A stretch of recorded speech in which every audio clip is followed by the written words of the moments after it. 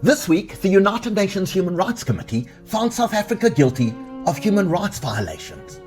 And in a bizarre twist, the victims were right-wing Afrikaans Boeremag terrorists. Let's take a closer look. In the early 2000s, a group of fringe white Afrikaners attempted to assassinate Nelson Mandela and overthrow the democratically elected government of South Africa. They called themselves the Boeremag. They set off 8 bombs in Soweto, killing at least 1 person. There may be an additional 12 bombings attributed to them, including a mosque and the Buddhist temple in Bronkhorstspruit.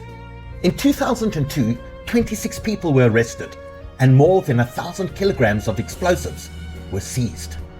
The trial took nearly 11 years, and ultimately 20 people were convicted, some of them receiving life sentences. By 2020, all of the convicted terrorists were paroled and none were left in jail. But then 3 of the convicted terrorists, the Pretorius family, took South Africa to the United Nations, saying the lengthy detention before the trial and the duration of the trial was an abuse of their human rights. Much of the delay, however, was caused by the accused themselves. In an interesting ruling, the United Nations Committee decided that South Africa had breached their human rights under the International Convention on Civil and Political Rights. No surprise here, but it turns out that the South African government had failed to provide adequate information or even an adequate defense.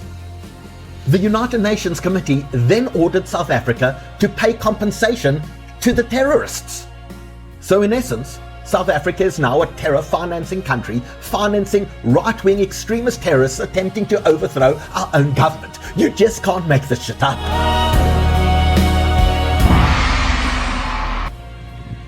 My fault, Marlies. Phew, that's embarrassing. What do you think?